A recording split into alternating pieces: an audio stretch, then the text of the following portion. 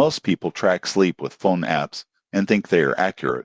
But here's the surprising truth. Most apps guess your sleep. Today I'm reviewing Sleep on GoToSleep and whether it's actually different. Sleep on GoToSleep is a smart sleep tracking device that uses a wearable ring, an app to monitor sleep quality, heart rate, and oxygen levels. Unlike phone apps, GoToSleep uses sensors directly on your body. This allows more precise data. Most people get this wrong, but movement alone cannot measure real sleep stages. GoToSleep tracks heart rate and blood oxygen, which improves accuracy. You won't believe what happens next. You get detailed reports showing deep sleep, light sleep, and interruptions. The app shows daily scores, sleep trends, and recovery metrics. In my experience, the data felt consistent and useful. It highlighted sleep patterns that were invisible before. The ring is lightweight and comfortable. You barely feel it while sleeping. Now the downsides. Battery life is limited. You need regular charging. The app interface is functional,